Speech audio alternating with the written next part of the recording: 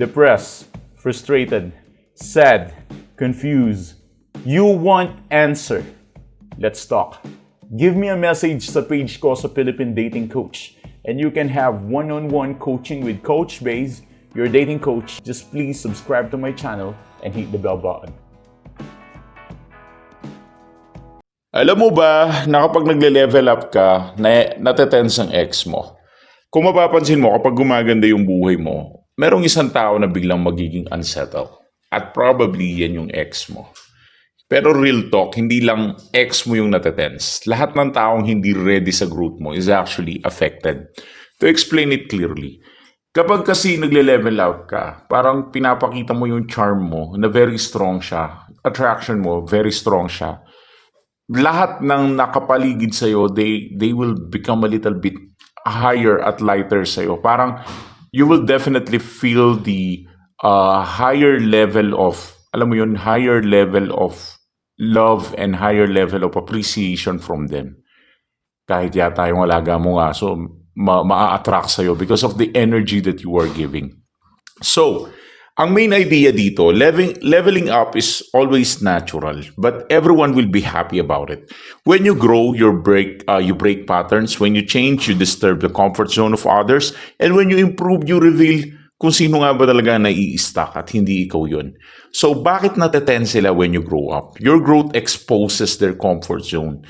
Some people want you to stay, syempre, so they feel better about staying the same.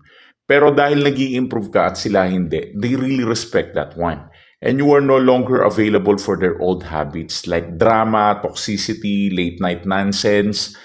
Hindi ka na pwede sa mga ganyan kasi nag-upgrade ka na. And you are becoming a reminder of what they lost. Not out of arrogance, syempre, but because of healing, it highlights their unhealed patterns. So nagkakaroon ka ng positive side of tensing people dahil ang reaksyon ng ibang tao na nagle-level up ka is hindi nila matake. So, kapag nag-level up ka, ang progress ay hindi nagiging problema. Ang insecurity is not your responsibility. If you keep upgrading your mindset, your habits, your circle, your purpose, and your character, everything about it will become better.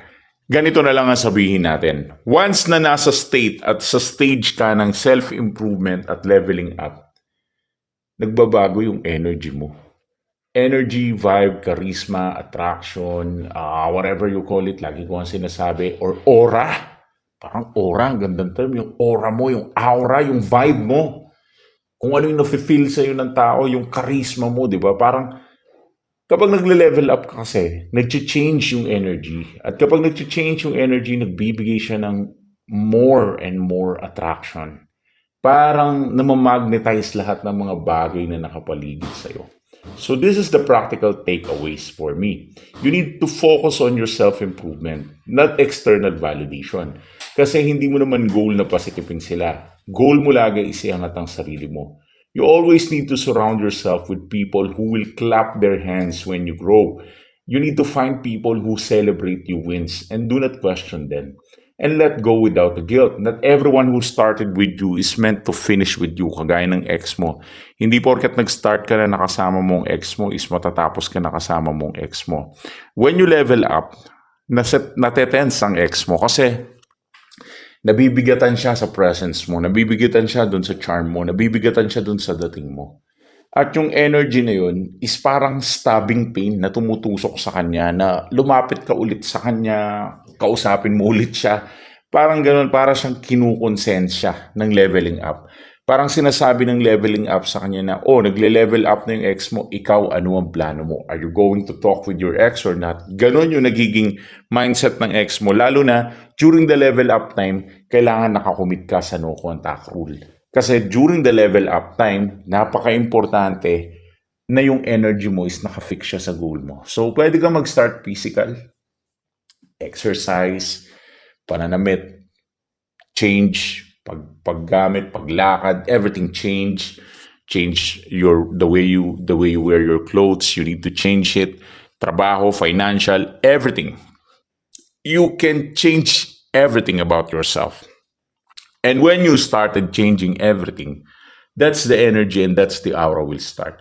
So, kapag day one pa lang na tinry mo na magbago, tinry mo nang ayusin ang sarili mo, during the day one pa lang may aura na, may power na, may level up na, may energy, may vibe ka na ibibigay sa ex mo na it convince your ex to go back to your life.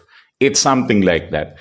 So, you need to clap your hand for this one kasi napakasimpleng method lang how to get your ex back at napakasimpleng method lang ng teaching ko nito. If you really want to get your ex back, you really want to get yourself back first and improve. Lagi ko ang sagot sa lahat ng gustong mabalik ang ex. Self-improvement is the key. Kasi ang previous energy mo with your ex is really low and really weak.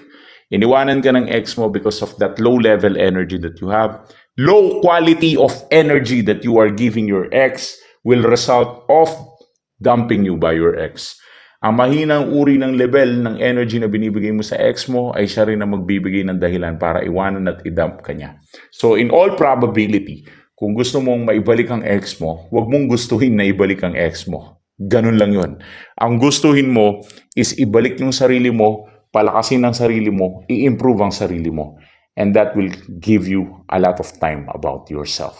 Now, if you want to get your ex back in a strategical method, meron din naman tayo niyan. Give us a message sa Philippine Dating Coach for one-on-one coaching. Thanks for watching.